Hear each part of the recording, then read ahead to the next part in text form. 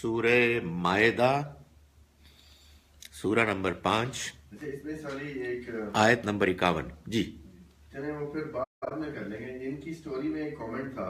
اچھا وہ آپ چاہیں تو پھر بعد میں ہاں میرا خیال ہے وہ اس کو یاد رکھیں آپ جی یاد رکھیے گا اس کو. جی اعوذ باللہ من الشیطان الرجیم بسم اللہ الرحمن الرحیم. یا ایھا الذین آمنوا لا تتخذوا اليہود والنصارى اولیاء بعضهم اولیاء بعض ومن يتولهم منکم فإنہ منہم ان اللہ لا یہدی القوم الظالمین. ایمان والو نہ بناؤ ان یہودیوں اور ان نصرانیوں کو دوست. بڑے موقع پر ہاں کرسمس کے دنوں میں بعضهم اولیاء بعض یہ ایک دوسرے کے دوست ہیں. ومن یتولہم منکم اور جو کوئی ان کو دوست بنائے گا تم میں سے فإنہ منہم تو وہ انہی میں سے شمار ہوگا. ان اللہ لا یہدی القوم الظالمین اللہ ایسے ظالموں کو ہدایت نہیں دیتا. یہ وہ آیت ہے جو ہمارے ہاں بہت کوٹ کی جاتی ہے اس مقصد کو بیان کرنے کے لیے کہ ہم یہود و نصارہ سے دوستی نہیں کر سکتے. میں اس بارے میں اس سے پہلے کئی مرتبہ بیان بھی کر چکا ہوں اور لکھ بھی چکا ہوں کہ قرآن مجید نے یہ کہا ہے کہ قرآن میں کوئی تضاد نہیں ہے، کوئی کنٹرڈکشن نہیں ہے، اور قرآن مجید ہی نے مسلمان مردوں کو اہل کتاب عورتوں سے نکاح کرنے کی اجازت دی ہے. تو اگر دوستی نہیں ہو سکتی تو پھر نکاح کیسے ہو سکتا ہے؟ دوسرا یہ بھی ہے کہ اللہ تعالیٰ نے قرآن مجید میں ایک سے زیادہ مقامات پر بعض اہل کتاب کی بہت تعریف کی ہے. بعض لوگ کہتے ہیں کہ وہ مسلمان ہو گئے تھے.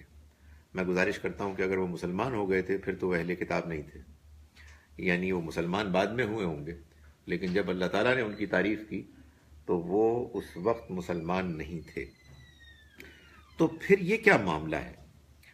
گزارش یہ ہے کہ میں یہ بات بیان کر چکا پہلے بھی کہ عربی زبان میں جب کسی اسم ناؤن سے پہلے الف لام آتی ہے تو اس سے اس اسم ناؤن میں دو میں سے کوئی ایک مفہوم پیدا ہوگا.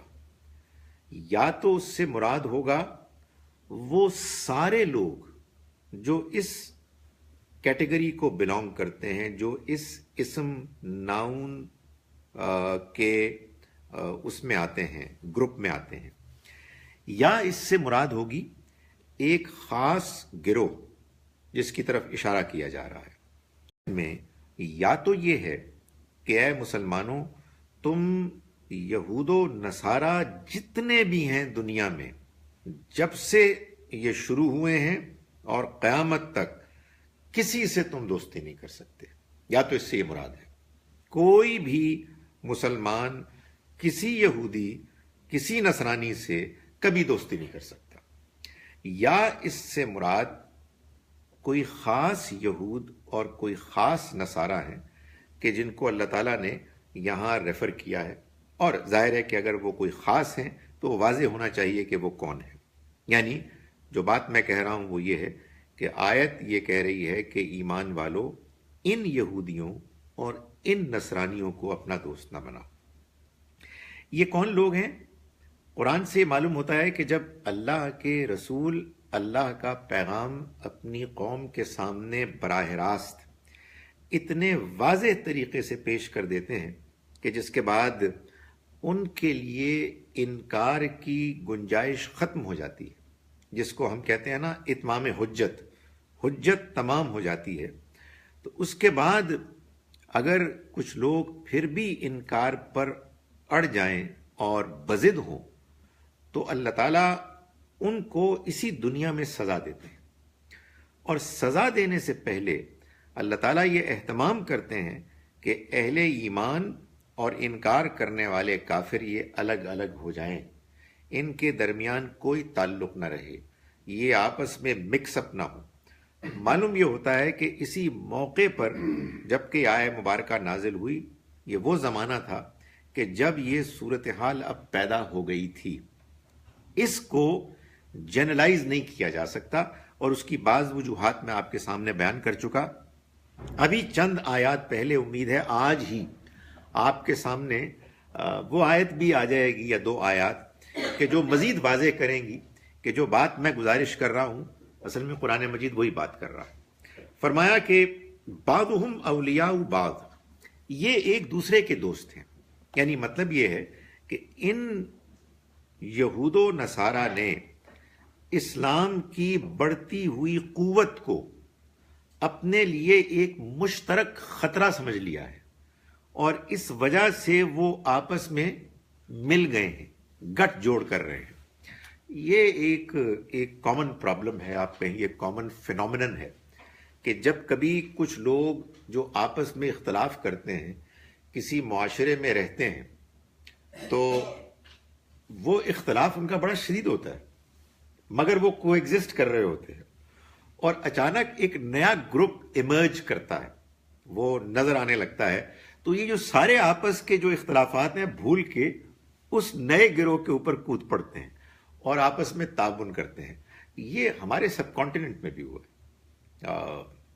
میں اس کی کوئی لمبی تاریخ بیان نہیں کرنا چاہتا، لیکن مثال کے طور پر یہاں ہمارے ہاں جو مسلمان بستے تھے وہ آپس میں گروہ تھے، اختلاف کرتے تھے، کہ ایک صدی پہلے یا اس سے کچھ زیادہ پہلے ایک گروہ آیا جن کو اب آپ اہل حدیث کہتے ہیں۔ اتنی ان کو مار پڑی، اتنے ان کے ساتھ مظالم ہوئے، لیکن وہ ڈٹ گئے۔ اس کے بعد اب وہ ایک گروہ بن گئے، اور وہ بھی اب اس بڑے الائنس میں شامل ہو گئے۔ اس کے بعد ایک بزرگ آئے جن کا نام تھا مولانا سید ابو العلا مودودی۔ انہوں نے اپنے نظریات پیش کیے، انہوں نے اپنا نقطہ نظر پیش کیا، تو یہ سارے مل کے ان کے پیچھے پڑ گئے۔ اب ایک جوائنٹ الائنس ہو گیا۔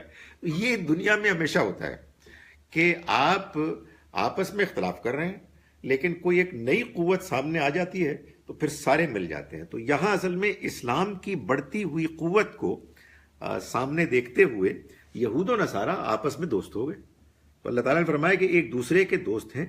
وَمَن يَتَوَلَّهُم مِّنكُمْ، جو کوئی تم میں سے ان کے ساتھ دوستی کرے گا فَإِنَّهُ مِنْهُمْ، تو انہی میں سے شمار کیا جائے گا۔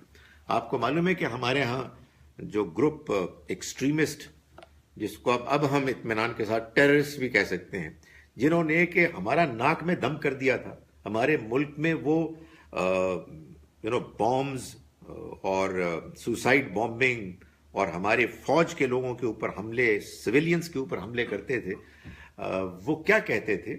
ان کا نیریٹو یہ تھا، بلکہ سچی بات ہے کہ نیریٹو یہ ہے کہ وہ یہ کہتے تھے کہ یہ پاکستان کی حکومت، پاکستان کی فوج، یہ امریکہ کے ساتھ ان کا الائنس ہے، اور امریکہ عیسائی ہے۔ چنانچہ قرآن کہتا ہے کہ وَمَن يَتَوَلَّهُم مِّنكُمْ، جو دوستی کرے گا ان سے، موالات کا رشتہ قائم کرے گا ان سے، فَإِنَّهُ مِنْهُمْ، تو وہ انہی میں سے گردانا جائے گا۔ تو وہ اپنے لوگوں کو اس بات پر مائل کرتے تھے، ابھارتے تھے کہ ان سے لڑنا۔ تو آپ کو معلوم ہے ہماری چھاؤنیوں میں جا کے انہوں نے حملے کیے ہیں، یہ جذبہ پیدا کرتے تھے۔ تو یہ اس آیہ مبارکہ اور اسی طرح کی دوسری آیات کو سامنے رکھ کے وہ کرتے تھے۔ میں نے گزارش کر دی کہ اس کا ایک موقع محل ہے جب اللہ کے رسول اس دنیا میں اللہ کے پیغام کو ایسے واضح کر دیتے کہ سورج کی طرح یہ بات روشن ہو جاتی کہ یہ وہ حق ہے کہ جس کا انکار اصل میں اللہ کا انکار ہے۔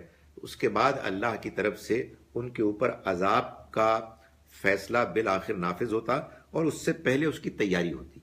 اس تیاری میں یہ بھی ہوتا کہ اہل ایمان کو یہ کہہ دیا جاتا کہ اب تمہارا ان کے ساتھ کوئی تعلق نہیں، تم اگر ان کے ساتھ شامل ہوئے تو تم بھی انہی میں مانے جاؤ گے، اور وہ جو آسمان سے عذاب آئے گا یا کہیں زمین میں آئے گا تو وہ تمہیں بھی اپنی لپیٹ میں لے لے گا۔ فرمایا ان اللہ لا یہدی القوم الظالمین، اللہ ایسے ظالموں کو ہدایت نہیں دیتا۔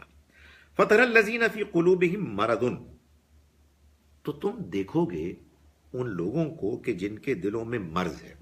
اب یہ کون لوگ ہیں؟ یہ منافق لوگ تھے، یعنی جو اسلام کی بڑھتی ہوئی طاقت سے متاثر ہو کے مسلمان تو ہو گئے تھے، لیکن they were not really genuinely Muslims، تو بلیورز نہیں تھے۔ ان کی کیلکولیشن یہ تھی کہ لگتا یہ ہے کہ یہ پارٹی اب جیت جائے گی، الیکشن آنے والے ہیں تو یہ پارٹی لگتا ہے جیت جائے گی، لیکن یو نیور نو، بھائی دوسرے بھی تو جیت سکتے ہیں، یہود و نصارہ بھی تو جیت سکتے ہیں، تو اس لیے ان کے ساتھ تعلقات رکھو مگر ان کو بھی نہ چھوڑو۔ یعنی یہ ان کی ایک کیلکولیشن تھی کہ بھائی بات یہ ہے کہ یہ پاور سٹرگل ہے، اس میں اس وقت لگتا یہ ہے کہ مسلمان جو ہیں زیادہ پاورفل ہیں، مگر بھائی غلط بھی تو ہو سکتا ہے۔ تو اللہ تعالیٰ نے ان کے بارے میں فرمایا کہ فَتَرَى الَّذِينَ فِي قُلُوبِهِم مَرَضٌ، تو چنانچہ تم دیکھو گے ان لوگوں کو کہ جن کے دلوں میں مرض ہے، یُسَارِعُونَ فِيهِم، کہ تم ان سے آگے بڑھ کر تعلقات قائم کر رہے ہیں، ان سے پینگیں بڑھا رہے ہیں۔ یقولون، اور وہ کہتے ہیں، نخشا ان تصیبنا دائرہ، ہمیں اندیشہ ہے کہ ہم کسی مصیبت میں گھیرے میں نہ آ جائیں۔ وہ جو اور یہ کہتے ہیں ایسے مراد یہ نہیں کہ زبان سے کہتے تھے، بعض اوقات یہ جو قالوا ہے یا قالو ہے یہ دل کی کیفیت کو بھی بیان کرتا ہے، قرآن میں اس کی کئی مثالیں ہیں۔ تو وہ یہ بات آپس میں کہتے ہوں گے یا دل میں کہتے ہوں گے کہ ہمیں اس کا خطرہ ہے کہ کہیں ایسا نہ ہو کہ ہم پھنس جائیں۔ فَعَسَى اللَّهُ يَأْتِيَ بِالْفَتْحِ، تو اللہ تعالیٰ اس کے جواب میں یہ فرما رہے ہیں کہ بہت ممکن ہے کہ اللہ فتح لے آئے، او امر من عندہ، یا کوئی اور بات ظاہر کر دے اپنی طرف سے، فَيُصْبِحُوا عَلَى مَا أَسَرُّوا فِي أَنفُسِهِمْ نَادِمِينَ، پھر وہ ہو جائیں اس چیز پر کہ جو وہ دلوں میں چھپائے ہوئے ہیں، نادم، پچھتانے والے۔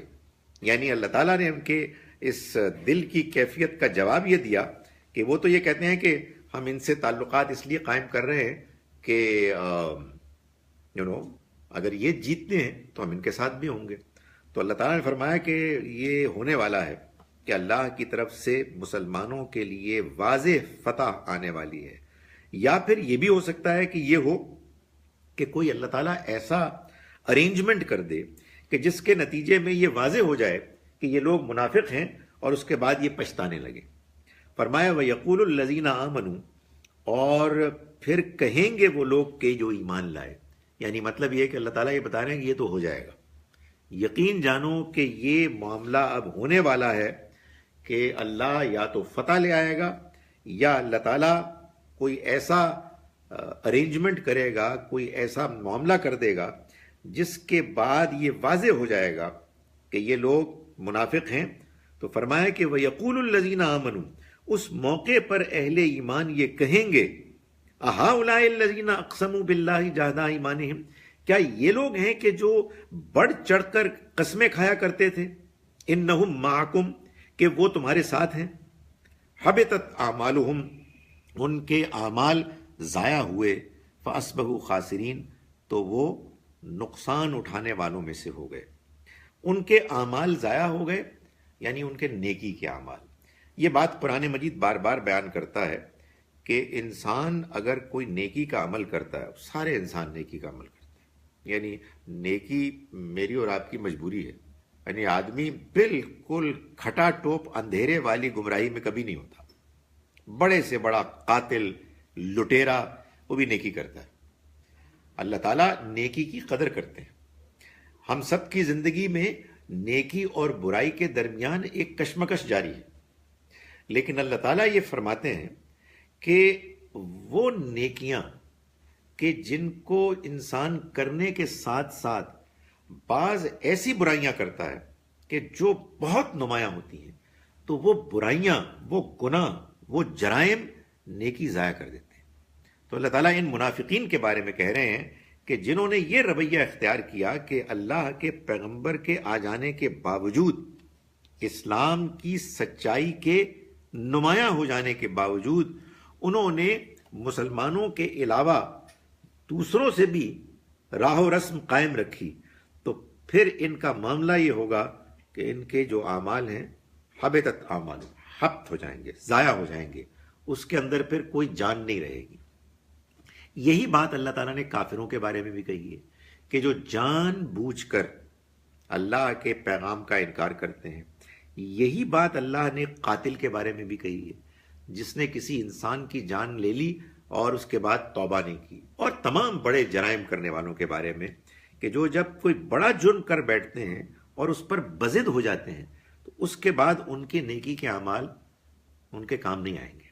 وہ جرم ظاہر ہے یہ بھی ہو سکتا ہے کہ کوئی آدمی کسی کی زمین زبردستی لے لے، اپنے تعلقات کی وجہ سے، اپنے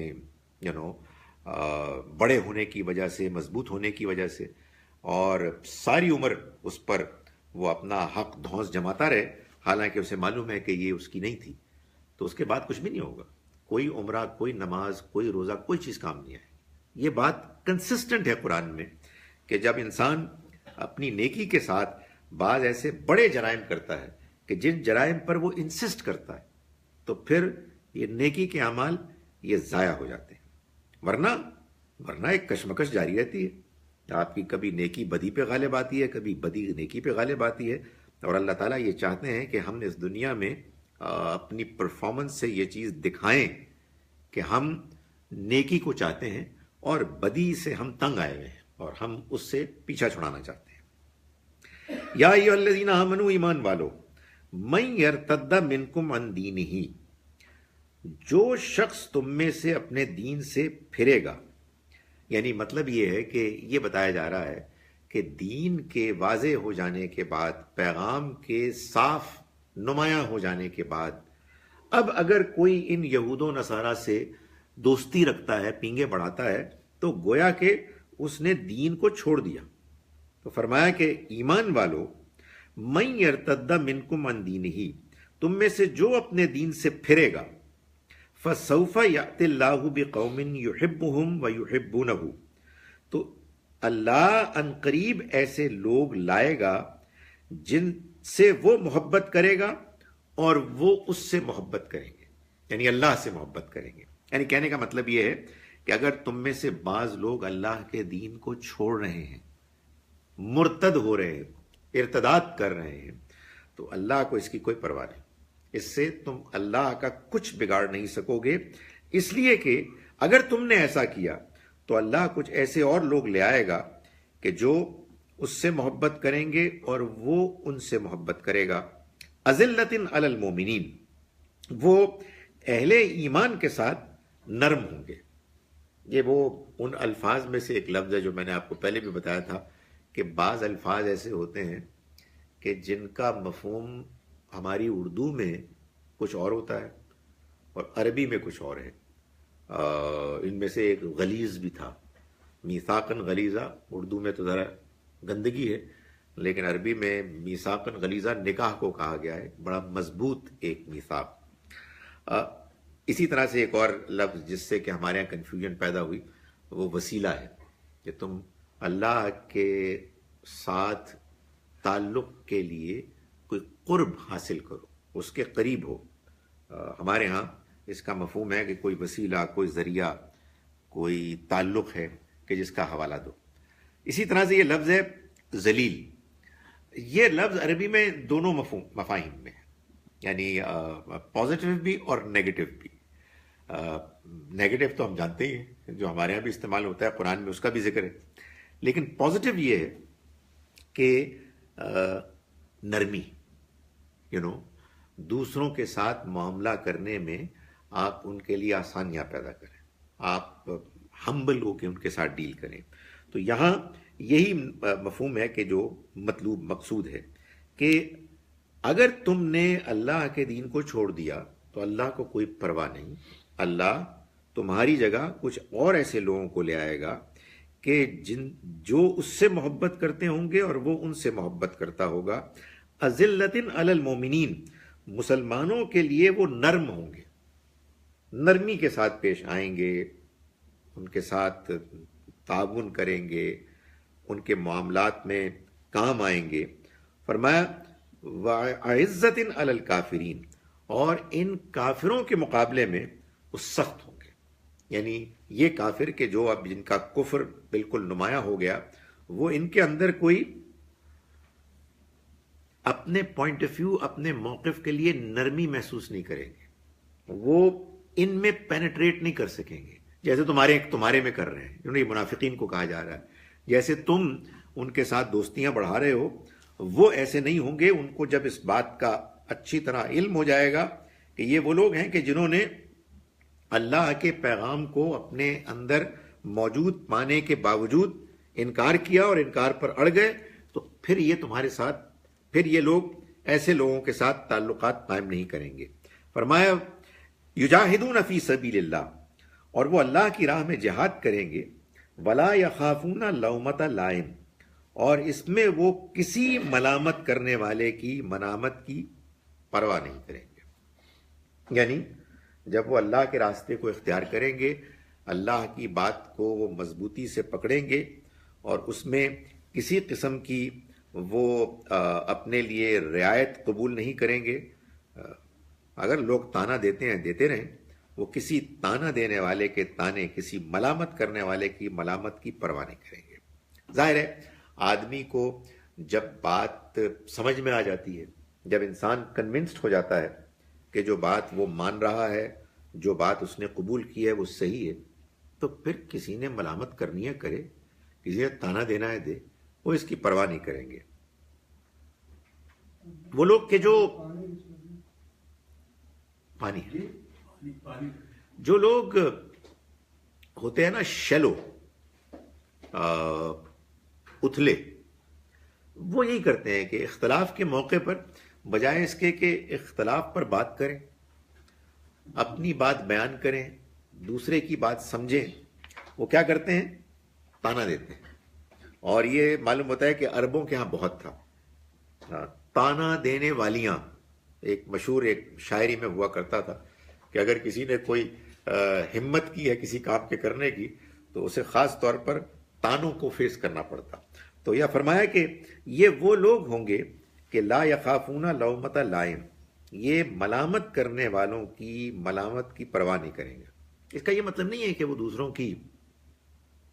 دوسروں کی کرٹیسزم نہیں سنیں گے.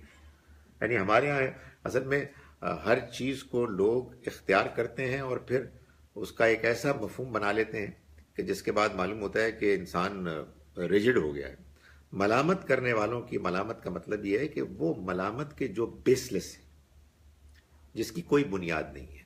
لیکن ظاہر ہے کہ اگر آپ کو آپ کے موقف پر کوئی ٹوک رہا ہے اور آپ کو سمجھا رہا ہے کہ جو رائے آپ نے قائم کی ہے، جو طریقہ آپ نے اختیار کیا ہے، یہ طریقہ ٹھیک نہیں ہے، تو پھر اس کے بعد اس پر بضد ہونا کہ آپ نے اسی رویے کو اختیار کرنا ہے، یہ یہاں بیان نہیں ہو رہا، بلکہ یہ بتایا جا رہا ہے کہ حق کے واضح ہو جانے کے بعد وہ ملامت کرنے والوں کی ملامت کی پرواہ نہیں کرتے. ذالک فضل اللہ یؤتیہ من یشاء، یہ اللہ کا فضل ہے، یؤتیہ من یشاء، وہ جس کو چاہے گا عطا فرمائے گا. یعنی یہ بات کہ انسان کے اندر ہدایت اتنی نمایاں ہو جائے، وہ ہدایت کے راستے کو اتنی مضبوطی سے اختیار کر لے کہ وہ اس پر کنونسڈ ہو کہ جو پیغام اس کے پاس ہے وہ پیغام حق ہے، اور اس معاملے میں اسے کسی نتیجے کی، کانسیکوینسز کی کوئی پرواہ نہیں ہے. یہ اللہ تعالیٰ فرماتا ہے کہ یہ فضل ہے اللہ کا، جس کو جو بھی اس کو حاصل کرتا ہے اس کو ملتا ہے، اور وہ دیتا ہے اس کو جسے چاہتا ہے. یعنی اپنے قانون کے مطابق اللہ تعالیٰ کا ہدایت دینے کا اور ہدایت سے محروم کرنے کا ایک قانون ہے. اللہ تعالیٰ اس قانون کے مطابق لوگوں کو ہدایت دیتا ہے، اور اس قانون کے مطابق وہ لوگوں کو ہدایت سے محروم کرتا ہے. چونکہ یہ قانون اللہ نے طے کیا ہے، اور چونکہ اس قانون کو اپلائی بھی اللہ ہی کرتا ہے، اس لیے وہ یہ کہتا ہے کہ وہ جس کو چاہتا ہے ہدایت دیتا ہے اور جس کو چاہتا ہے گمراہ کرتا ہے. ہمارے ہاں لوگوں نے اور جیسے بہت سی اور قرآن کی آیات کو ٹھیک طرح سے نہیں سمجھا، اور اس کے نتیجے میں جو مفہوم بیان کیا، جیسے کہ ابھی ہم نے دوستی کے بارے میں بات کی اسی طرح سے وہ اس کے بارے میں بھی بہت سے لوگ کہتے ہیں کہ جی اللہ جس کو چاہتا ہے ہدایت دیتا ہے، جس کو چاہتا ہے گمراہ کرتا ہے، بادشاہ ہے، تو اس میں ہمارا کیا قصور اور کسی کا کیا کمال؟ نہیں، قرآن نے اس کو بار بار واضح کیا ہے، اور یہاں بھی کیا. دیکھیں میں بھی آپ کو بتاتا ہوں، یہاں بھی کیا ہے کہ اللہ لوگوں کو ہدایت دیتا ہے میرٹ پر، اور ان کو گمراہ کرتا ہے میرٹ پر. جو ہدایت ڈیزرو کرتا ہے اس کو ہدایت دیتا ہے، یا اور چاہتا ہے، جو ہدایت چاہتا ہے. ہاں یعنی یہاں چاہنا جو ہے نا یہ اللہ کے لیے ہے، لیکن وہ بات آپ کی ٹھیک ہے، یعنی یہ بات بالکل صحیح ہے کہ جو ہدایت چاہتا ہے اللہ تعالیٰ اس کو ہدایت دیتا ہے. اللہ چاہتا ہے کہ اس کو ہدایت دے، جو ہدایت کی قدر کرتا ہے. اور آخر میں اسی لیے فرمایا واللہ واسع علیم، اللہ بڑی وسعت والا ہے اور جاننے والا ہے. جاننے والا ہے یعنی وہ جانتا ہے کہ کون لوگ ہیں کہ جن کا رویہ اچھا ہے، کون لوگ ہیں کہ جو ہدایت ڈیزرو کرتے ہیں، اس لیے وہ ان کو ہدایت دیتا ہے. اور اس کے ہاں بڑی وسعت ہے، یعنی اس کے ہاں یہ پرابلم نہیں ہے کہ کون کس خاندان میں سے ہے، کس کا کون سا قبیلہ ہے، کس کے والد کیا ہیں، اور کون پس منظر میں کس مذہب کا ہے. نہیں، وہ بہت وسعت ہے اس کے ہاں اس معاملے میں کوئی تنگی نہیں ہے. اور وہ جانتا ہے کہ کون لوگ ہیں کہ جو اپنے رویے سے یہ ثابت کر چکے ہیں کہ وہ ڈیزرو کرتے ہیں کہ ان کو ہدایت ملے، اور کون وہ محروم القسمت لوگ ہیں کہ جنہوں نے اپنے رویے سے، اپنے تکبر سے، اپنی بے پرواہی سے، خدا کے پیغام کے معاملے میں عدم دلچسپی سے یہ ثابت کر دیا ہے کہ وہ ڈیزرو نہیں کرتے.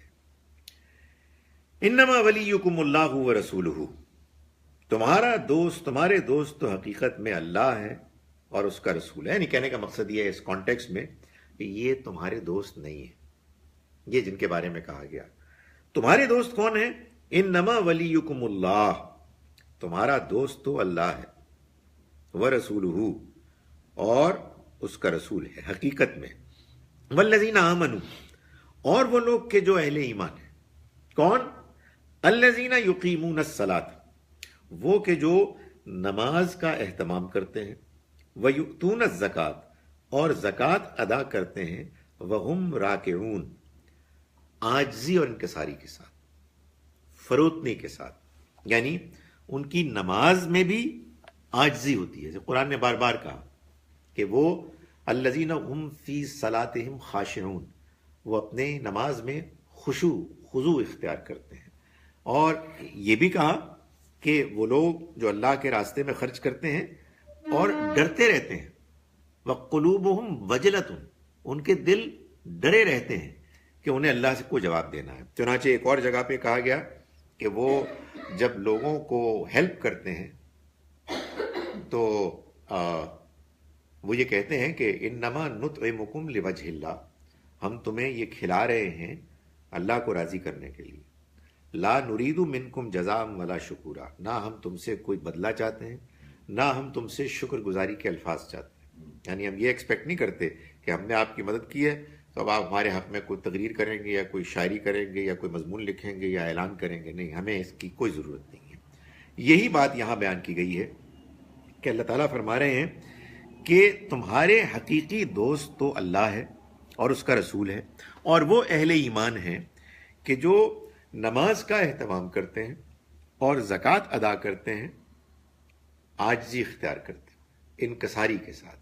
یعنی ایک نماز وہ ہے کہ بس آپ نے پڑھ لیا، دکھاوے کی نماز ہے، وہ کوئی نماز نہیں ہے. تو ظاہر ہے کہ ایک مجبوری کی ایک ایکسرسائز ہے. اور ایک یہ کہ آپ خرچ کر رہے ہیں بظاہر اپنے مال کو، لیکن جیسا کہ قرآن نے کہا کہ اس کے پیچھے منم ولا اذن، یا احسان جتلانا ہے یا اذیت دینا ہے. ایک کو 2-4 روپے تو دے دیا ہے، اس کے بعد جو ذلیل کیا ہے، جو احسان جتلایا ہے، جو ان کو مارا ہے یا واٹ ایور، تو اس کے بعد وہ ضائع ہو جاتا ہے سب کچھ. تو یہ اللہ کے جو نیک بندے ہیں جو تمہارے دوست ہیں حقیقت میں، یہ وہ لوگ ہیں کہ جو نماز میں بھی اور زکوٰۃ کی ادائیگی میں بھی وہم راکعون، عاجزی اور انکساری اختیار کرتے ہیں. یہ تو ہے اس کا حقیقی مفہوم. جا بجا قرآن مجید کی آیات کو پیش کرتے ہوئے اس بات کی ضرورت محسوس ہوتی ہے کہ آپ اس آیت جو آپ بیان کر رہے ہیں اس میں جو ایک دوسری بات جو صحیح بات نہیں ہے، مشہور ہوئی بھی ہے، اس کی بھی وضاحت کرتے ہیں. جیسے میں نے ابھی بالکل ابتدا میں یہود و نصارہ سے دوستی کے بارے میں بات بیان کی تھی. اس آیہ مبارکہ کے بارے میں بعض مسلمانوں کا یہ کہنا ہے کہ یہاں اللہ تعالیٰ نے یہ بات بتائی ہے کہ اللہ کا ولی کون ہوتا ہے، حقیقی ولی کون ہے. اور وہ یہ کہتے ہیں کہ اس آیت میں یہ بتایا گیا کہ اللہ کا حقیقی ولی دوست وہ ہوتا ہے کہ جو زکوٰۃ دیتا ہے رکوع کی حالت میں، وہم راکعون. اور وہ یہ کہتے ہیں کہ چونکہ تاریخی طور پر یہ ایک بزرگ کے بارے میں مشہور ہے کہ وہ رکوع کر رہے تھے اور ان کے سامنے سے کوئی فقیر گزر رہا تھا تو انہوں نے اسی رکوع کی حالت میں ان کو پیسے دیے. تو یہ اللہ تعالیٰ نے ان کی تعریف کی اور یہ بتایا کہ وہ ہیں اللہ کے ولی. فار ون تھنگ یہ بات اس لیے بھی ٹھیک نہیں ہے کہ یہاں تو جمع آ رہا ہے، کوئی ایک بندہ نہیں ہے بلکہ اللہ کے بہت سے بندے ہیں کہ جو یہ کام کرتے ہیں، ان کا یہ رویہ ہوتا ہے.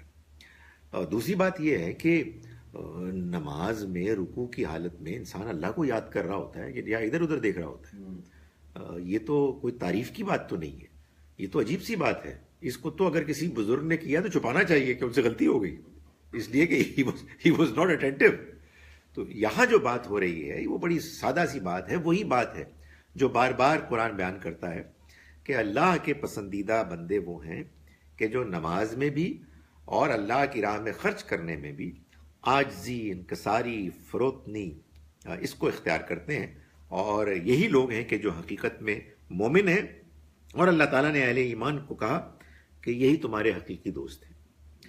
وَمَن يَتَوَلَّ اللَّهَ وَرَسُولَهُ، اور جو اللہ اور اس کے رسول کو دوست بنائیں گے، وَالَّذِينَ آمَنُوا، اور ان کو کہ جو ایمان لائے، فَإِنَّ حِزْبَ اللَّهِ هُمُ الْغَالِبُونَ. اس میں ایک امپلائڈ بات یہ ہے کہ یہی لوگ ہیں کہ جو غالب ہوں گے. کیوں؟ فَإِنَّ حِزْبَ اللَّهِ هُمُ الْغَالِبُونَ، اس لیے کہ اللہ کی جماعت ہی ہے کہ جو غالب رہنے والی ہے. یہ لوگ ہیں کہ جو اصل میں اب اللہ نے جمع کر لیے ہیں اس مقصد کے لیے کہ یہ مل کر غالب آ جائیں ان لوگوں پر کہ جو انکار کرنے والے ہیں جان بوجھ کر. تو فرمایا کہ جو دوست رکھے گا اللہ کو، اس کے رسول کو، اور ان لوگوں کو کہ جو ایمان لائے، تو یہی لوگ ہیں کہ جو غالب آنے والے ہیں. اس لیے کہ اللہ کی جماعت، اللہ کا حزب یہی ہے کہ جو غالب آئے گا. یہ اللہ کا فیصلہ ہے. میں یہ بات آپ کو بتا چکا کہ قرآن مجید میں اس کو بار بار بیان کیا گیا ہے کہ عام حالات میں جو اہل حق ہیں یا اہل باطل ہیں وہ آپس میں اگر لڑیں یا ان کا آپس میں مقابلہ ہو تو کوئی گارنٹی نہیں ہے کہ اہل حق غالب آ جائیں. بہت سے فیکٹرز ہوتے ہیں. اللہ تعالیٰ دنیا میں اتار چڑھاؤ کبھی ایک کو غالب کرتا ہے، کبھی دوسرے کو غالب کرتا ہے. قرآن نے اس کو بیان بھی کیا ہے کہ وَتِلْكَ الْأَيَّامُ نُدَاوِلُهَا بَيْنَ النَّاسِ، یہ وہ دن ہیں کہ جن کو کہ ہم الٹتے پھیرتے رہتے ہیں لوگوں کے درمیان.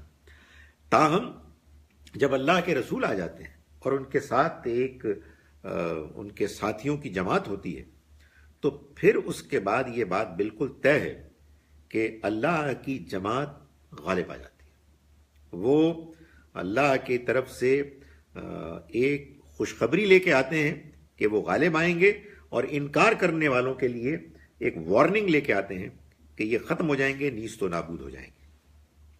یا ایھا الذین آمنوا، ایمان والو، لا تتخذوا الذین اتخذوا دینکم ہزوا ولعبا من الذین اوتوا الکتاب من قبلکم والکفار اولیاء. ایمان والو، نہ بناؤ ان لوگوں کو جنہوں نے بنایا تمہارے دین کو مذاق اور کھیل کود کا نشانہ، ان لوگوں میں سے کہ جو کتاب دیے گئے تم سے پہلے، اور کفار میں سے دوست. تو یہ جو پچھلی آیت ہم نے شروع میں پڑھی تھی، اب اس کی یہ تشریح ہو گئی کہ اللہ تعالیٰ یہ فرما رہے تھے نا کہ ایمان والو، لا تتخذوا الیہود والنصارى اولیاء، مت بناؤ یہود و نصارہ کو دوست. میں نے گزارش کی تھی کہ اس میں دو ترجمے ہیں، اور میں وہ ترجمہ کر رہا ہوں کہ جو دوسرا ہے کہ نہ بناؤ ان یہودیوں اور ان نصرانیوں کو دوست. وہ کون ہے اس کو آگے بیان کر دیا اس آیت میں. القرآن یفسر بعضہ بعضا، قرآن کا ایک حصہ دوسرے حصے کی تفسیر کرتا ہے. تو یہاں اس کی تفسیر ہو گئی کہ ایمان والو مت بناؤ دوست ان لوگوں کو کہ جنہوں نے تمہارے دین کو ہنسی مذاق کا نشانہ بنا دیا، ان لوگوں میں سے کہ جو کتاب دیے گئے اور کفار میں سے. تو بات واضح ہو گئی کہ یہ جو پیچھے کہا گیا تھا یہ کن کے لیے کہا گیا تھا. یہ ان کے لیے نہیں کہا گیا تھا کہ جن کی بیٹیوں کو آپ اپنے گھر میں دلہن بنا کے اور بہو بنا کے لائیں گے. ان کا ذکر نہیں ہے، بلکہ ان کا ذکر ہے کہ جو آپ کے دین کا مذاق اڑاتے ہیں. ورنہ تو یہ کنٹرڈکشن ہے کہ ایک جانب اللہ تعالیٰ کہہ رہے ہیں کہ بھائی یہ میاں بیوی کا رشتہ، اس کو اللہ تعالیٰ نے خود کہا کہ اس نے مودت اور رحمت ایک دوسرے کے لیے رکھی. یہاں تک اللہ تعالیٰ سورہ روم میں بیان کر رہے ہیں. اور دوسری جگہ کہہ رہے ہیں تمہارے دشمن ہیں، ویسے پہلے لے لو ان کی عورت کو، کسی کو نکاح کرنے کے لیے کوئی پرابلم نہیں ہے. دس از کمپلیٹ کنٹرڈکشن. خدا کے کلام میں کوئی کنٹرڈکشن نہیں ہے، اس لیے کہ اللہ تعالیٰ نے یہ فرمایا ہی نہیں. اللہ تعالیٰ نے فرمایا کہ یہ یہودی، یہ نصرانی جو کمبخت تمہارے دین کا مذاق اڑاتے ہیں، یہ مذاق کو یا ہمارا نام نہاد مسلمان اڑائے گا تو اس سے بھی ہم دوستی نہیں کریں گے، اس لیے کہ یہ تو اصل میں دین کی غیرت کا مسئلہ ہے. تو فرمایا کہ ان لوگوں کو کہ جو دین کا مذاق اڑاتے ہیں ان کو تم اپنا دوست مت بناؤ. واتقوا اللہ، اور اللہ سے ڈرو، ان کنتم مومنین، اگر تم واقعی مومن ہو. اور پھر یہ بتایا کہ یہ کیسے مذاق اڑاتے ہیں. فرمایا وَإِذَا نَادَيْتُمْ إِلَى الصَّلَاةِ، جب تم نماز کے لیے پکارتے ہو. یعنی یہ گویا کہ یہ بتایا جا رہا ہے کہ تم نے دیکھا نہیں، تم نے غور نہیں کیا یہ کیا کرتے ہیں. جب تم نماز کے لیے پکارتے ہو ایک دوسرے کو، یعنی اذان دیتے ہو، اتخذوها ہزوا ولعبا، تو وہ اس کا مذاق اڑاتے ہیں، اسے کھیل بناتے ہیں. ظاہر ہے اس کی نقل اتارتے ہوں گے، جس طرح گھٹیا انداز میں لوگ مذاق کرتے ہیں اس طرح سے وہ آپس میں کرتے تھے. تو فرمایا کہ ذالک بانہم قوم لا یعقلون، یہ اس وجہ سے ہے کہ وہ عقل سے کام نہیں لیتے. یعنی مطلب یہ ہے کہ کوئی معقول شخص کبھی یہ کر سکتا ہے کہ کسی کے مذہبی جو ریچولز ہیں اس میں مذاق اڑائے. بھئی آپ کو اختلاف ہے، آپ اختلاف کریں، لیکن عین اس وقت کہ جب ان کا اپنے رب کے حضور میں متوجہ ہونے کا موقع ہے اور اس کے لیے بلایا جا رہا ہے، آپ مذاق اڑائیں گے. یار وہ سنڈے کو اپنے چرچ میں گئے ہیں، یار آپ وہاں جا کے بم ماریں گے. یار بھائی کتنی کمینی حرکت ہے، یہ کیسے ہو سکتا ہے؟ بھائی آپ کا ان کا اختلاف ہے، آپ کی انڈرسٹینڈنگ ان سے ڈفرنٹ ہے، how can you do it? تو یہ بات قرآن بتا رہا ہے کہ تم دیکھتے نہیں ہو کہ یہ لوگ عقل سے کام نہیں لیتے ہیں، کہ لوگوں کا، انسانوں کا اپنا جذبہ ہوتا ہے. بھائی آپ کا ایک نقطۂ نظر ہے، ٹھیک ہے، گرانٹڈ، پر دوسروں کا اپنا ایک نقطۂ نظر ہے. ان کے اپنے کچھ بزرگ ہیں، انہوں نے اپنے بچپن سے ایک چیز سنی ہوئی ہے، تو آپ ان کا مذاق کیسے اڑا سکتے ہیں؟ تو اللہ تعالیٰ نے یہاں فرمایا کہ یہ ہیں ان کی حرکتیں جن کی وجہ سے اب اللہ تعالیٰ یہ کہتے ہیں کہ یہ ایک الگ قوم بن گئے ہیں کہ جو اللہ کے عذاب سے دوچار ہونے والے ہیں، اور یہ تمہارے دین کا مذاق اڑا رہے ہیں. تمہیں قطعاً یہ چیز زیب نہیں دیتی کہ تم ان کے ساتھ پینگے بڑھاؤ، ان کے ساتھ دوستیاں کرو. قل یا اہل الکتاب، ان سے کہو کہ اے اہل کتاب، هل تنقمون منا، تمہیں ہم سے کس بات پر غصہ ہے، کس بات سے تم ہم پر غصہ کر رہے ہو. الا ان آمنا باللہ، سوائے اس کے کہ ہم اللہ پر ایمان لائے. وما انزل الینا، اور اس پر بھی کہ جو ہم پر نازل کیا گیا. وما انزل من قبل، اور اس پر بھی کہ جو ہم سے پہلے نازل ہوا. وان اکثرکم فاسقون، اور یہ بھی کہ تم میں سے اکثر نافرمان ہیں. یعنی یہ بھی تمہیں غصہ ہے، حسد کا غصہ. یعنی ایک جانب تم نے نافرمانی کا رویہ اختیار کیا ہے، اور دوسری جانب تم دیکھ رہے ہو کہ ایک گروہ ہے، ایک امت ہے کہ جو تمہارے سامنے ڈیووشن، اللہ کے ساتھ تعلق، اخلاص کا مظاہرہ کر رہے ہیں، تو تم اس بات پر غصے ہو رہے ہو. اور یہ ایک حقیقت ہے کہ یا تو آدمی کے جو کسی دوسرے سے اچھے معاملے میں پیچھے رہ جائے، اعتراف کرے گا، یا پھر حسد کی آگ میں جلے گا. اور جب آدمی حسد کرتا ہے تو پھر اس کے بعد جتنی ایک جانب سے اچھائی سرزد ہوتی ہے اتنی ہی دوسری جانب سے غصے کی آگ بھڑکتی ہے. تو اللہ تعالیٰ یہ فرما رہے ہیں کہ یہ تم ہم سے دشمنی کیوں کر رہے ہو؟ یعنی ان سے کہو کہ اہل کتاب مسئلہ کیا ہے؟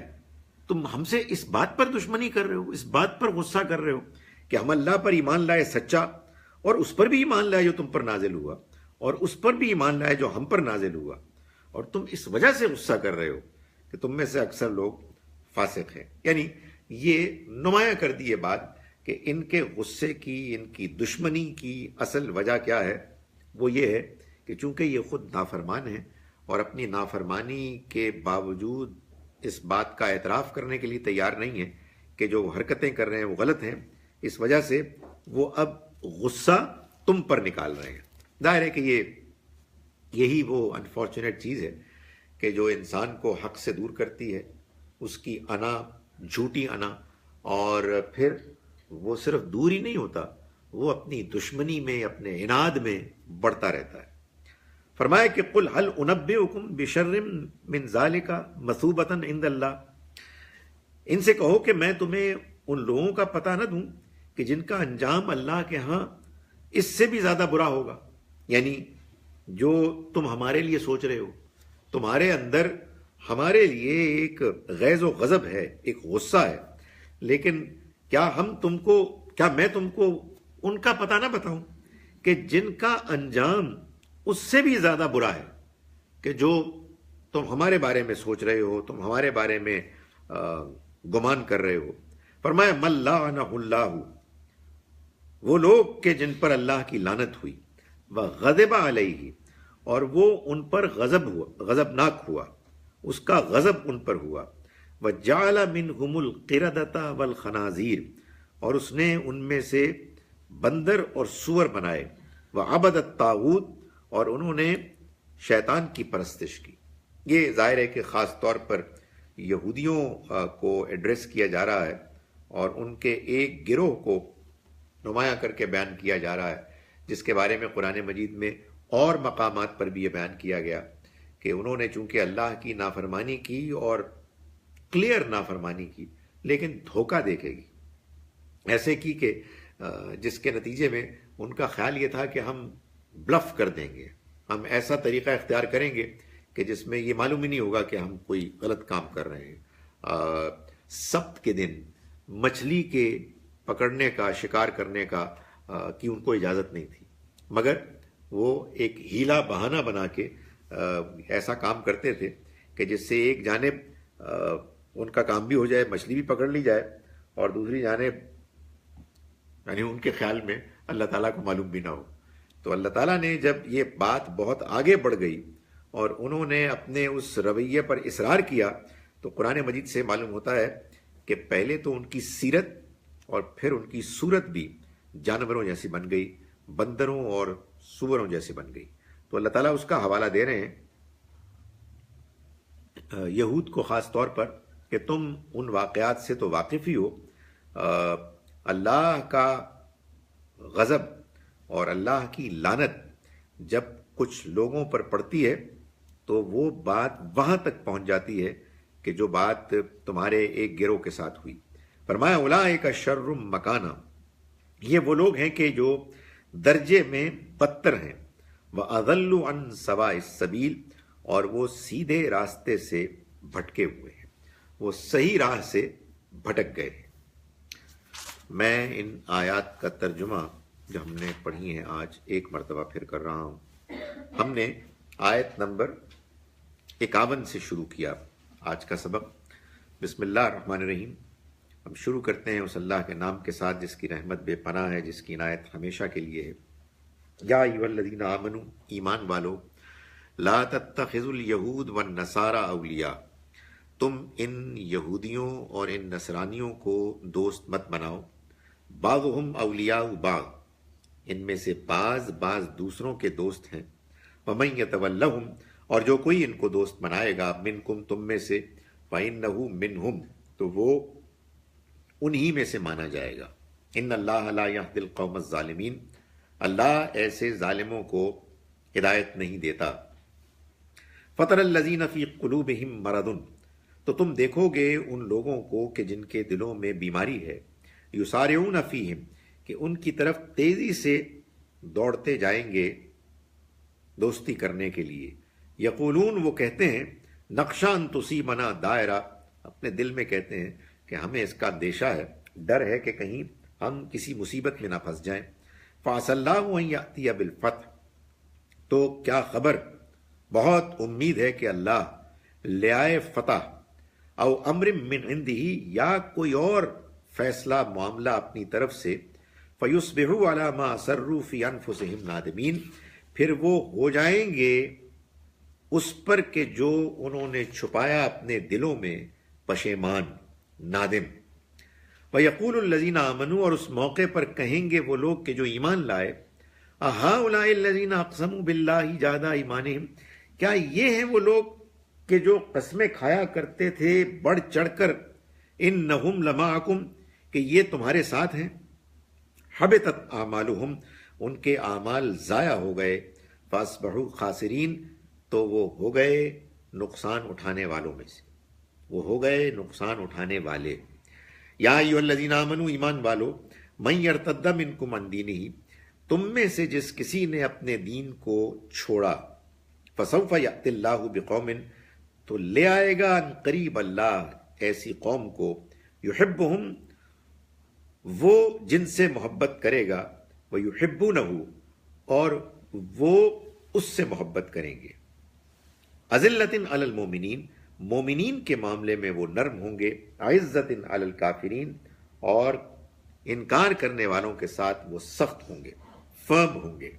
یجاہدون فی سبیل اللہ، جہاد کریں گے وہ اللہ کے راستے میں. ولا یخافون لومۃ لائم، اور وہ کسی ملامت کرنے والے کی ملامت کی پرواہ نہیں کریں گے، اس سے خوف زدہ نہیں ہوں گے. ذالک فضل اللہ، یہ اللہ کا فضل ہے. یؤتیہ من یشاء، وہ دیتا ہے جن کو چاہتا ہے. واللہ واسع علیم، اور اللہ وسعت والا، جاننے والا ہے. انما ولیکم اللہ، تمہارا ولی، تمہارا دوست تو حقیقت میں اللہ ہے. ورسولہ، اور اس کے رسول ہیں. والذین آمنوا، اور اہل ایمان ہیں. الذین یقیمون الصلاۃ، وہ اہل ایمان کہ جو نماز کا اہتمام کرتے ہیں. ویؤتون الزکوٰۃ، اور زکوٰۃ ادا کرتے ہیں. وہم راکعون، عاجزی انکساری کے ساتھ. ومن یتول اللہ ورسولہ، اور جس کسی نے دوستی اختیار کی اللہ اور اس کے رسول کے ساتھ. والذین آمنوا، اور ان کے ساتھ کہ جو ایمان لائے.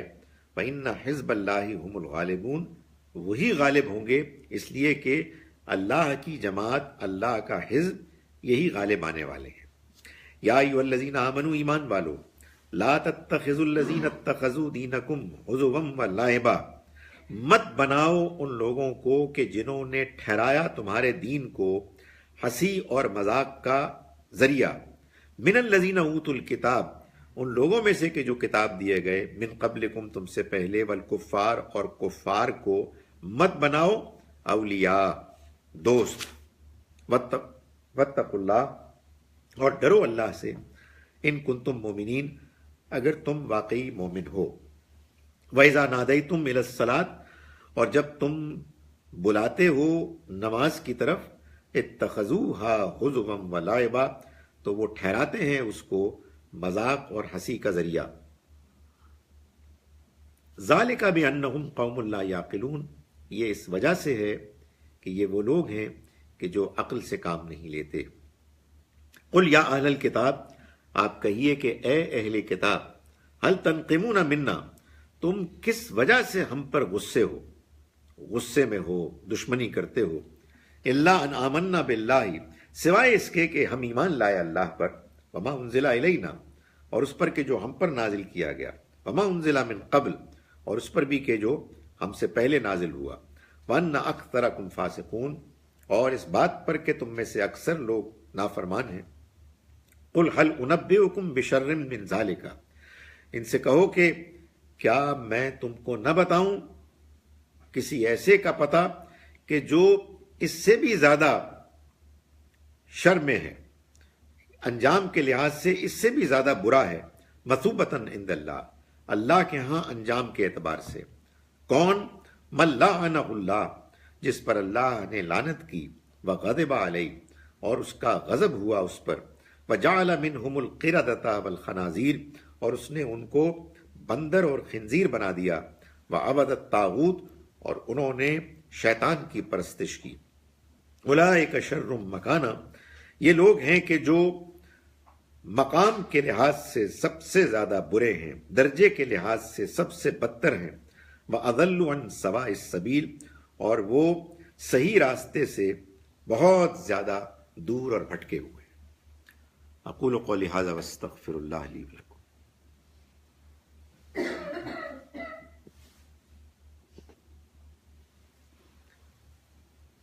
جی آپ وہ کوئی بات آپ شروع میں کر رہے تھے؟ جی یہ جو انسیڈنٹ یہ بتا رہے ہیں نا، اس میں دو تقاضے ہیں، ایک انصاف اور ایک احسان۔ تو my question would be, I was wondering کہ جو انصاف کا کیا تقاضا ہوگا، احسان کا تو مجھے پتا ہے کیا ہوگا، انصاف کا کیا تقاضا؟ کیونکہ ایک آدمی نے غلطی سے اس اینک پہ جان بوجھ کے نہیں کیا، غلطی سے پیر رکھا، تو انصاف کا تقاضا یہ ہوگا کہ جو بھی اس موقع پر اچھے نیک مسلمان موجود ہیں ان کو کہا جائے کہ وہ اپنا فیصلہ سنائیں۔ اب اگلا سوال آپ کا یہ ہوگا کہ وہ کیا فیصلہ سنائیں، اس میں کیا انصاف ہوگا۔ حقیقت یہ ہے کہ یہ بات آپ کی صحیح ہے کہ چونکہ یہ نقصان جان بوجھ کر تو نہیں ہوا، لیکن دوسری جانب بہرحال اس شخص کی کوتاہی تو ہے، اس لیے کہ بہرحال جس ٹیریٹری میں وہ اینک پڑی ہوئی تھی، جس پر اس نے اپنا پیر رکھا، اس ٹیریٹری پر اس کو پیر رکھنے کی اجازت نہیں تھی، دین نے اس کو اجازت نہیں دی، یہ اس نے ایک ناجائز کام کیا، تو کچھ نہ کچھ تو پینلٹی لگنی چاہیے۔ یہ جو میں بات کہہ رہا ہوں، یہ بات اصل میں انفرنس ڈرا کر رہا ہوں ایک سملر چیز سے کہ جو قرآن میں بیان بھی ہوئی ہے، کہ جس میں اللہ تعالیٰ فرماتے ہیں کہ لوگوں کو جمع کرو اور دو انصاف والے اس کی گواہی دے، اور پھر کوئی فیصلہ کریں کہ بھائی یہ جو نقصان انہوں نے کیا ہے اس نقصان کی کیا تلافی ہوگی۔ یعنی وہ نقصان نہیں ہے، وہ تو خیر حالت احرام میں کوئی شکار ہے جس کے بارے میں کہا گیا ہے، سو اس طرح کا کوئی فیصلہ ہونا چاہیے۔ لیکن یہ آپ کی بات صحیح ہے کہ اگر وہ معاف کر دے تو یہ زیادہ بہتر ہے۔ ایک سفر میں 2 دفعہ عمرہ کرنے کو منع کیا گیا ہے، میرا خیال ہے، میں خیال اس لیے بیان کر رہا ہوں کہ اللہ تعالیٰ نے حج کے موقع پر اگر آپ عمرہ کرتے ہیں جس کو حج تمتع کہتے ہیں، تو قرآن نے صراحتاً یہ بات بیان کی ہے کہ ایسے عمرہ کرنے والے پر ایک جانور کی قربانی لازم ہے۔ یعنی اصل میں تو حج کرنا چاہیے تھا بس، لیکن آپ نے کہا کہ بھائی پاکستان سے کہاں موقع ملتا ہے تو حج کرنے جا رہے ہیں تو کیوں نہ اسی سفر میں عمرہ بھی کر لیں۔ تو آپ اللہ تعالیٰ نے کہا کہ اوکے ٹھیک ہے، یہ تو میں اجازت دیتا ہوں،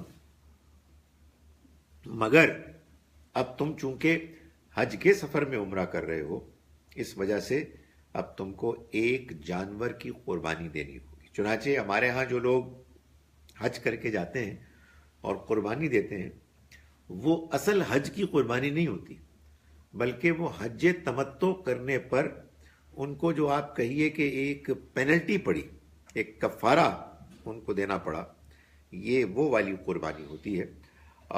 اس سے یہ بات معلوم ہوتی ہے کہ اللہ تعالیٰ یہ چاہتے ہیں کہ آپ نے اگر حج کے لیے یا عمرے کے لیے سفر کیا تو آپ کو بس ایک حج ہی کرنا چاہیے۔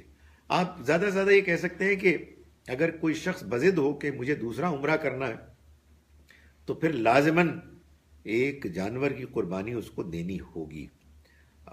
لیکن نبی اکرم صلی اللہ علیہ وسلم کے عمل سے بات معلوم ہوتی ہے کہ جب آپ نے حج کیا تو حج کے بعد جو منا میں آپ کا قیام تھا، جب دن گزر گئے حج کے، یعنی 12ویں اور 13ویں ذوالحج بھی ہو گئی، مگر عائشہ رضی اللہ عنہا بھی اپنے پاکیزگی کی حالت میں نہیں آئیں۔ آپ کو معلوم ہے کہ خواتین اگر ان ایام میں ہوں تو حج کے سارے مناسک ادا کر سکتی ہیں نماز پڑھے بغیر، لیکن ایک ایسا حصہ ہے حج کا جس میں کہ ان کو اللہ کے گھر میں جا کے طواف کرنا ہوتا ہے، طواف زیارہ. اس کے لیے وہ ظاہر ہے کہ جب تک کہ اس کیفیت میں نہ آئے وہ جا نہیں سکتی. تو نبی اکرم صلی اللہ علیہ وسلم نے کہتے ہیں کہ انتظار فرمایا، منا میں رہتے ہوئے آپ جاتے تھے، آپ طواف کرتے تھے، لیکن آپ نے کوئی مزید عمرہ نہیں کیا.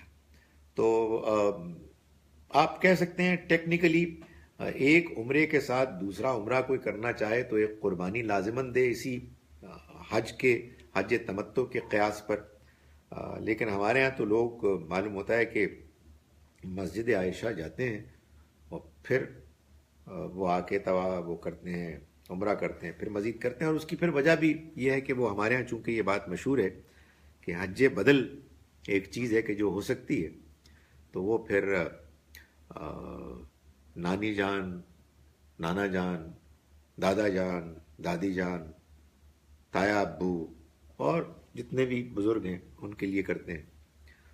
حقیقت یہ ہے کہ قرآن سے اور قرآن کی روشنی میں حدیث کی باتوں کو سمجھنے سے یہ معلوم ہوتا ہے کہ حج بدل کا مطلب یہ ہے کہ اگر کوئی شخص حج خاص طور پر، عمرہ تو اصل میں اسی وقت لازم ہوگا کہ جب آپ عمرے کی کوئی منت مانیں گے. تو اس کے لیے اگر کوئی نیت کرتا ہے اور کسی وجہ سے وہ کر نہیں پاتا، بیماری ہے، کوئی رکاوٹ آ گئی، زندہ ہو یا فوت ہو گیا، اور دوسرے کو معلوم ہے اور وہ دوسرے کو اپنی جگہ پر نامینیٹ کر دیتا ہے، بھیج دیتا ہے، اس کی اجازت ہے.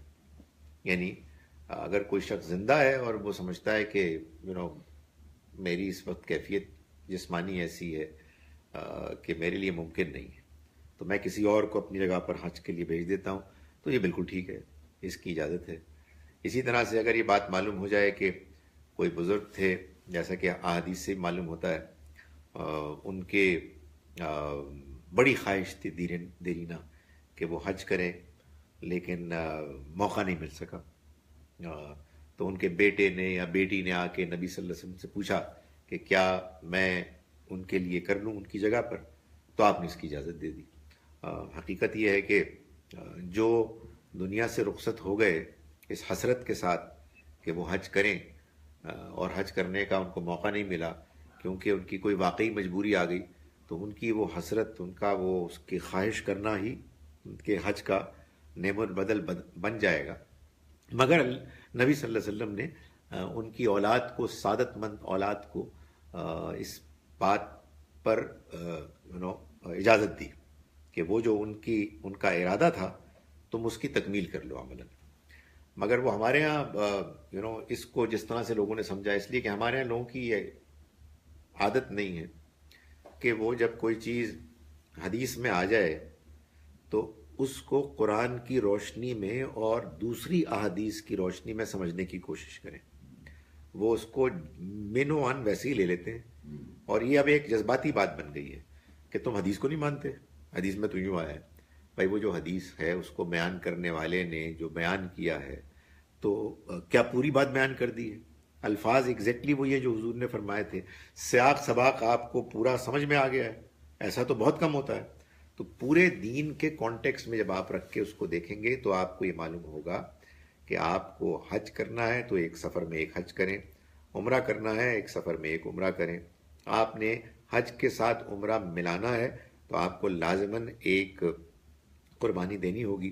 اور اسی پر قیاس کر کے اگر فرض کیجئے کہ عمرے کے ساتھ عمرہ کرنا ہے تو پھر ایک قربانی دینی ہوگی. لیکن اس کا یہ مطلب نہیں کہ ادھر آپ قربانی دیں ادھر آپ حج کرتے جائیں.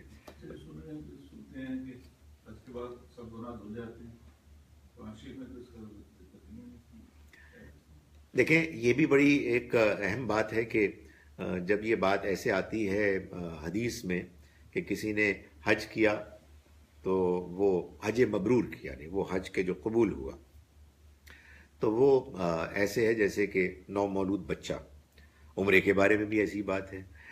اس میں یہ بات واضح ہے، اتنی واضح ہے کہ بیان کرنے کی ضرورت نہیں. ہو سکتا ہے حضور نے بیان بھی کی ہو لیکن راوی نے اس کو اس طرح سے منتقل نہ کیا ہو. لیکن اگر فرض کیجیے نہیں بھی بیان فرمائی آپ نے تو یہ بڑی آبویس بات ہے کہ اس نے حج کیا یا عمرہ کیا جیسے کہ حج عمرہ کرنے کا حق ہے. جب آپ حج عمرہ کرتے ہیں صحیح اسپرٹ کے ساتھ تو قدم قدم پر آپ کو توبہ استغفار کا موقع ملتا ہے. آپ اپنے گناہوں پر معافی مانگتے ہیں. آپ آئندہ زندگی میں اللہ کے بندے بننے کا عزم کرتے ہیں. بھائی آپ عرفات میں کیا کر رہے ہوتے ہیں؟ مزدلفہ میں آپ نے کیا کیا؟ آپ نے منا میں کیا کیا؟ آپ نے جو شیاطین کو کنکر مارے ادھر کنکر مارتے ہوئے کیا کیا؟ کیا یہ ارادہ نہیں کیا؟ طواف زیارہ کرتے ہوئے کیا آپ نے اللہ سے یہ عہد نہیں کیا حجر اسود کو چومتے ہوئے یا استلام کرتے ہوئے اشارہ کرتے ہوئے؟ یہ سارے موقع وہ موقع ہیں جانور کی قربانی کہ جس میں انسان کو اللہ کی طرف سے اصل میں یہ اپرچونٹی ملتی ہے کہ وہ اس بات کا اظہار کرے کہ خدایا میں گندگی لے کے آیا ہوں، مجھے دھو دے، میں پاک ہونا چاہتا ہوں، مجھے معاف کر دے، اور مجھے اس بات کی توفیق دے کہ میں آئندہ یہ غلط کام نہ کروں. تو اس کے بعد تو وہ دھل گیا. لیکن اگر فرض کیجئے کہ حج یا عمرہ انسان کرتا ہے اس مقصد کے لیے کہ سارا سال تو میں نے وہی فراڈ کرنا ہے کہ جو میں کر رہا ہوں، وہی جھوٹ بولنا ہے جو میں بول رہا ہوں، وہی زیادتیاں کرنی ہے مجھے جو میں کر رہا ہوں، اور چونکہ حج سے اور عمرے سے گناہ دھل جاتے ہیں تو وہ میں دھلوا کے اپنا، بقول بعض لوگوں کے وہ بڑے سیریسلی کہتے ہیں کہ 0 میٹر کر کے واپس آئیں تاکہ پھر 1 میٹر چلے اور اگلی مرتبہ پھر 0 ہو جائے. نہیں، اس سے کچھ بھی نہیں ہوگا، معاف کیجیے گا، کوئی میٹر 0 نہیں ہوگا. اس لیے کہ اصل میں ارادہ آپ کا اگر توبہ استغفار کا ہے جس میں کہ یہ عزم شامل ہے کہ آپ آئندہ ایسا نہیں کریں گے. توبہ کہتے ہی اسی کو ہے کہ آپ پلٹ رہے ہیں اور آپ اپنے کیے پر نادم ہیں اور پچھتا رہے ہیں. جی میں تو جب بھی عمرے پہ گئی ہوں 20 دن رہی ہوں، 25 دن رہی ہوں، تو ضرور عمرہ کرتی ہوں. کوئی بات نہیں. آپ کو اگر میری بات سمجھ میں آ گئی ہے تو آپ آئندہ ایسا کیجئے گا. جو آدمی کرتا ہے دین مذہب میں اس کو اس کا اجر ملتا ہے اس کے اپنے ارادے نیت کے لحاظ سے، جو اس کا اس وقت کا علم ہے اس کے لحاظ سے. یہی تو ہم جیسے لوگ رو پیٹ رہے ہیں کہ خدا کے واسطے اپنے سے مختلف مذہبی نقطہ نظر رکھنے والوں کو ملامت مت کرو. وہ اسی کو حق سمجھتے ہیں، اور تمہیں کیا پتا جو چیز آج تم جو نقطہ نظر مان رہے ہو وہ ٹھیک ہے. بھائی تم اللہ سے توفیق مانگو کہ جو بھی ہم مان رہے ہیں تو قبول فرما لے. اس لیے کہ صحیح دینی نقطہ نظر اصل میں کیا ہے یہ تو اللہ تعالیٰ فرماتے ہیں کہ اللہ فیصلہ کرے گا، واللہ یحکم بینہم یوم القیامہ. اللہ فیصلہ کرے گا ان کے درمیان یا تمہارے درمیان قیامت کے دن، فیما کانوا فیہ یختلفون، ان معاملات کے بارے میں جن میں وہ اختلاف کرتے تھے. تو یہ بڑی دیکھیں، اللہ کے پیغمبر خود موجود ہوں بنفس نفیس، ہم ان سے جا کے دین پوچھیں اور وہ جواب دیں، بات ختم ہو گئی، فیصلہ ہو گیا. وہ موجود نہیں ہے تو اب تو ہم انسان ہیں نا کہ جو اوپینین فارم کریں گے. تو اوپینینز میں اختلاف ہو سکتا ہے، اوپینینز میں اختلاف ہوتا ہے. اس اختلاف میں جس کو جو بات دیانتداری سے سمجھ میں آتی ہے اگر وہ اس پر عمل کرتا ہے، جب تک کہ وہ اس کو سچ سمجھتا ہے اس وقت تک انشاءاللہ اس کو اس کا اجر ملے گا. جس دن اس کو یہ بات سمجھ میں آ گئی کہ یہ بات ایسے نہیں تھی تو بس اس کے بعد اس کا میٹر جو ہے بدلے گا، 0 نہیں ہوگا بلکہ ایک نیا میٹر لگے گا. سر ایک چیز، نماز پڑھتے ہوئے نا مختلف کے خیالات آتے ہیں، یہ بھی کر لوں، وہ بھی کر لوں، وہ بھی کر لوں، تو نماز قبول ہوتی ہے اس طرح سے پڑھ لوں؟ انشاءاللہ نماز قبول ہوتی ہے، لیکن انسان کو اپنے اندر پیدا ہونے والے ان خیالات اور وسوسوں کو فائٹ کرنا چاہیے. یعنی آپ کے ساتھ یہ معاملہ ہو گیا، نماز ختم ہو گئی، اب آپ اگلی نماز سے پہلے فکر مند ہوں، بلکہ اس نماز میں بھی آپ اللہ کے حضور میں سجدے میں، رکوع میں، نماز کے بعد آپ دعا کریں کہ خدایا میری نماز ٹھیک ہو جائے اور میں ان وسوسوں سے آزاد پاک ہو جاؤں. یہ آپ اہتمام کریں ایک جانب، اور دوسری جانب آپ سوچئے کہ کیسے میں اپنی نماز کو بہتر کروں. نماز کو بہتر کرنے کے لیے مثال کے طور پر نبی صلی اللہ علیہ وسلم نے یہ بتایا ہے کہ تم جب اللہ کی عبادت کرو تو ایسے عبادت کرو کہ گویا کہ تم اس کو دیکھ رہے ہو. اس لیے کہ اگرچہ کہ تم اس کو نہیں دیکھ سکتے مگر وہ تو تم کو دیکھتا ہے. تو آپ جب اپنے اوپر یہ کیفیت طاری کریں گے کہ آپ کا رب آپ کو دیکھ رہا ہے تو امید ہے کہ خیالات میں ڈسٹریکشن اور وسوسہ اندازی نہیں ہوگی. دوسری بات آپ نے یہ فرمائی کہ تم جب نماز کے لیے کھڑے ہو تو ایسے شخص کی نماز پڑھو کہ جو اپنے آخری نماز پڑھ رہا ہے. یعنی یہ سوچو کہ شاید اس کے بعد تمہیں کسی اور مزید نماز پڑھنے کا موقع نہ ملے، تو اس سے بھی انسان کی نماز بہتر ہوتی ہے. اس لیے کہ عام طور پر ہم نماز میں نماز کے بعد والے پروگرام سوچ رہے ہوتے ہیں، اور سب سے بڑھ کر یہ کہ نماز پڑھتے ہوئے نماز کا مفہوم ذہن میں رکھیں، یہ جانیں کہ آپ کیا بول رہے ہیں. اور کبھی کبھار اگر جی چاہے تو یہ غلط نہیں ہے کہ اپنی نماز میں، رکوع میں، سجدے میں ایک دو باتیں اللہ سے اپنی زبان میں بھی کریں. اللہ مجھے معاف کر دیں. آپ اپنے سبحان ربی العظیم جاری رکھیں. وہ حضور نے ویسے ان کو فرض نہیں کیا، لیکن اگر آپ کی تسلی ہوتی ہے وہ ضرور پڑھیں، اور ساتھ ساتھ یہ بھی کہیں مجھے معاف کر دیں، میرے دل کو پاک کر دیں. دوسرا خوف کا ایلیمنٹ جو ہے نا، رات جب آپ سوتے ہیں گہری نیند میں تو کوئی مسئلہ نہیں ہوتا. جب نیند نہیں آ رہی تھی مختلف قسم کے خواب ہوتے ہیں کہ جی میں گھر سے نکلوں گا ایکسیڈنٹ ہو جائے گا، میں مر جاؤں گا، یا پر کاروباری پریشانیاں آتی ہیں. اس کے لیے کیا؟ دیکھیں، اس کے لیے تو قرآن مجید کی کچھ آیات آپ پڑھ کر سویا کریں. آیت الکرسی خاص طور پر آیت الکرسی کو پڑھیں اور سمجھ کے پڑھیں، تو آپ گویا کہ اللہ تعالیٰ کے حصار میں ہوتے ہیں، حفاظت میں ہوتے ہیں. آخری دو صورتیں بھی خاص طور پر بہت مفید مؤثر ہیں. اور اپنے آپ کو یہ سمجھائیں یہ آیات پڑھتے ہوئے، ان کو دہراتے ہوئے کہ یہ میرا بنانے والا، اس دنیا کا بنانے والا، اس کے نظام کو چلانے والا اللہ ہے. وہ سب کچھ جانتا بھی ہے، ہر چیز پر قدرت بھی رکھتا ہے، اور وہ بڑا حکیم دانا ہے. اس کا کوئی فیصلہ غلط نہیں ہو سکتا. میں اپنے آپ کو اس کی پناہ میں دیتا ہوں، وہ مجھ کو سنبھالے گا. جس نے آج تک مجھ کو پالا پوسا ہے اور خطرات سے محفوظ رکھا ہے، آئندہ بھی وہ رکھے گا. تو آپ جب اس کا سوچ کے آپ لیٹیں گے، سوئیں گے، تو انشاءاللہ یہ وسوسے نہیں آئیں گے. اور اس میں یہ بھی طریقہ ہے کہ وہ آپ پڑھیں اور پھونکیں، اپنے جسم کے اوپر پھونک دیں. اللہ تعالیٰ انشاءاللہ حفاظت میں رکھے گا. میں اینک کی بات کر رہا تھا، وہ اینک کا انتقال ابھی ہوا ہے. اب وہ میرے آپ لوگوں کو تو شاید اس کا نہیں نظر آ رہا نا، اچھا، لیکن آدمی خود تو نروس ہوتا ہے کہ ایک بازو نہیں ہے اس کو. یہی اینک تھی، بالکل یہی تھی. اللہ تعالیٰ ان صاحب کو معاف فرمائے. یہ سوال کیا ہے جناب؟ آب زمزم حضرت اسماعیل علیہ السلام کی زمین پر پیر مارنے سے نکلا تھا؟ Question mark.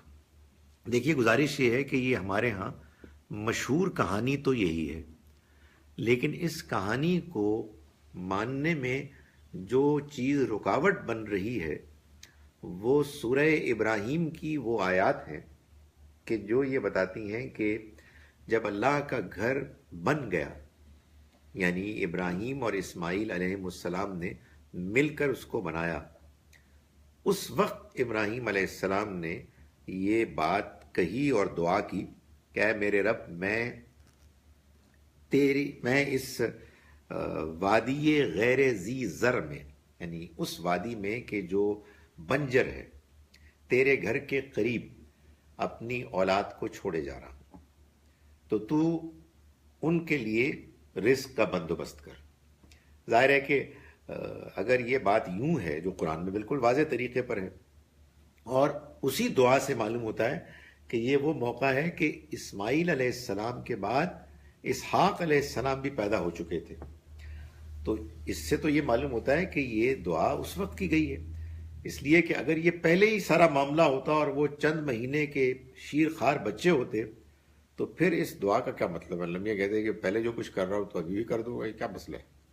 سو اس لیے یہ چیز جو اگرچہ کہ بہت مشہور ہے، اس پر غور کرتے رہنا چاہیے، اس لیے کہ جب ظاہر ہے کہ قرآن کی کوئی واضح آیت آ جائے تو اس آیت کے مفہوم کو ترجیح دینی چاہیے، باقی چیزوں پر غور کرتے رہنا چاہیے. عمرے اکٹھے نہ کرنے کی وجہ کیا ہے؟ دیکھیں، بات یہ ہے کہ میں آپ سے سوال پوچھتا ہوں کہ عمرے اکٹھے کرنے کی کیا وجہ ہے؟ اس لیے کہ نہ کرنے کی وجہ تو میں نے یہ بتا دی کہ قرآن سے معلوم ہوتا ہے، حضور کے عمل سے معلوم ہوتا ہے. اکٹھے کرنے کی وجہ بھی میں نے آپ کو بتا دی کہ لوگ کرتے ہیں حج بدل کے لیے. تو حج بدل تو آپ کریں کہ جب کوئی جینوئن ریزن ہو، آپ خاص طور پر اس مقصد کے لیے جائیں. اور شاید آپ کے ذہن میں یہ ہے کہ عمرہ جو ہے، وہی بات جو ابھی آپ نے پوچھی تھی کہ عمرے سے سارے گناہ دھل جاتے ہیں. گناہ تو طواف سے بھی دھل جاتے ہیں بھائی، اللہ کے گھر کو آپ دیکھیں گے اس سے بھی دھل جائیں گے. تو آپ کے ذہن میں کوئی خاص چیز ہے عمرے کے بارے میں جس کی وجہ سے آپ کا خیال ہے کہ عمرہ کریں گے تو آپ کو بہت کچھ ملے گا، لیکن وہ عمرہ کے جو جینوئن عمرہ ہے، یعنی جو جس کی اجازت دی گئی ہے، لیکن وہاں تو آپ کوئی نماز بھی پڑھیں گے آپ کو بہت زیادہ، ایک حدیث کے مطابق 1,00,000 نمازوں کے برابر ثواب ہے. آپ طواف کریں گے آپ کو بہت اجر ملے گا. یہ سارا اجر مشروط ہے اس بات کے ساتھ کہ آپ اس کو مخلصانہ طریقے سے صحیح اسپرٹ کے ساتھ کریں. تو اصل میں تو سوال یہ ہے کہ اکٹھے اتنے سارے عمرے کرنے کی کیا وجہ؟ آپ پوچھ رہے ہیں کہ نہ کرنے کی کیا وجہ ہے، میں آپ سے پوچھ رہا ہوں کرنے کی کیا وجہ ہے. جی جی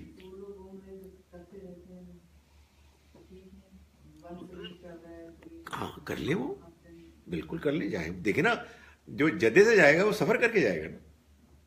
ایک سفر میں ایک عمرہ آپ کریں، لیکن ظاہر ہے کہ کوئی ضروری بھی نہیں ہے کہ آپ لازماً کریں، مگر بڑا اچھا ہے جس کو اللہ نے جو توفیق سعادت دی ہے، جو قریب رہتا ہے، بے شک ہر ہفتے جائے. سر جو مکہ میں رہتے ہیں وہ گھر سے ہی جائیں گے؟ وہ گھر سے ہی جائیں گے، ان کا وہاں سے شروع ہو جائے گا.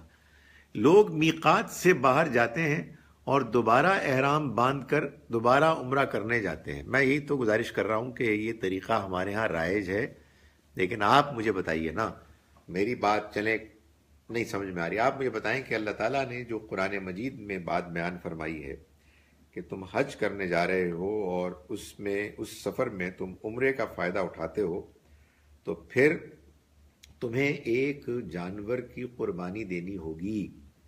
مزید یہ فرمایا کہ اگر تمہیں اس کی استطاعت نہ ہو تو پھر تم 10 روزے رکھو گے، 3 روزے حج کے سفر میں، 7 روزے جب واپس لوٹو گے. تلکا عشرۃ کاملہ، یہ کل ملا کے 10 ہیں.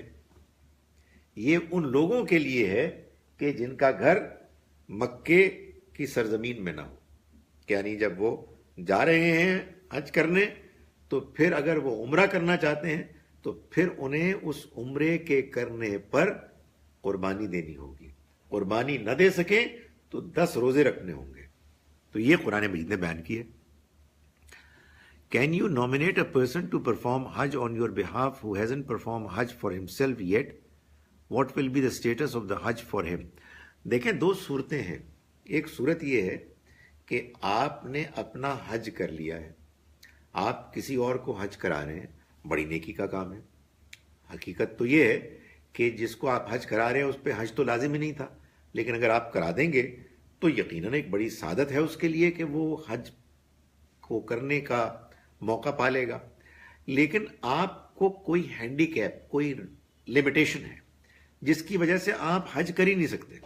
کوئی ہوتے ہیں نا بات، جسمانی ایسی مشکلات ہوتی ہیں انسان کے ساتھ، بڑھاپا بھی ان میں سے ایک ہے، سو آن، اور آپ کسی اور کو اپنی جگہ پر حج کروا رہے ہیں تو یہ بھی ٹھیک ہے، یہ بھی ایک حج بدل کی صورت ہے.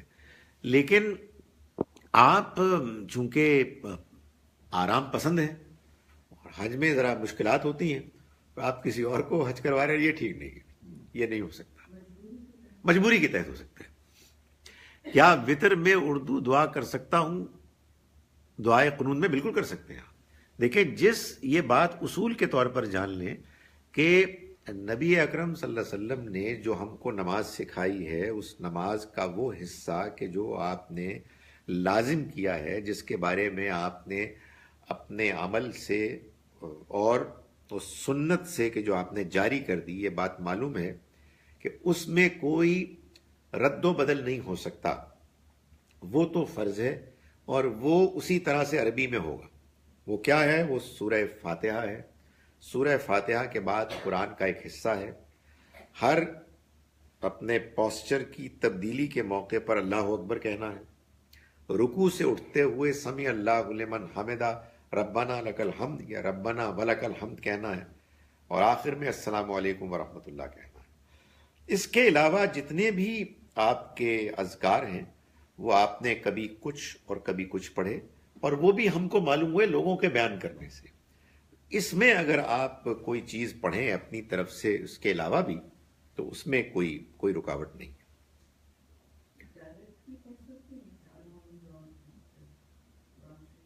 یعنی آپ کا مطلب ہے کہ ثنا کے بغیر، ظاہر ہے کہ جب وہ ایک اضافی نفلی چیز ہے تو بالکل کر سکتے ہیں، لیکن ظاہر ہے کہ آدمی یہ چاہتا ہے نا کہ جو بہتر طریقہ ہے اس کو اختیار کرے، لیکن اگر کوئی اس کو مس کر جاتا ہے تو ایسا نہیں ہے کہ اس کی نماز نہیں ہوتی۔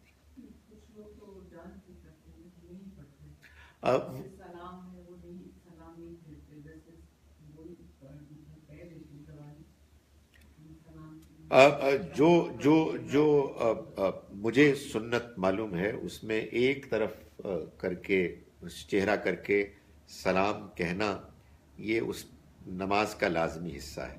ظاہر ہے کہ جس کی معلومات یہ ہے فار وٹ ایور ریزنز کہ یہ کوئی ضروری نہیں ہے اور وہ ایسا کرتے ہیں، تو وہ پھر اپنی معلومات ہی کے پابند ہیں، مگر میں یہ سمجھتا ہوں کہ قرآن کے علاوہ یہ سنتیں کہ جو نماز، روزہ، حج، زکوٰۃ، جمعہ، عید وغیرہ کی ہیں، یہ ایسے محفوظ کر لی گئی ہیں کہ ان میں اب کوئی امت کے اندر تبدیلی پیدا نہیں ہونی چاہیے۔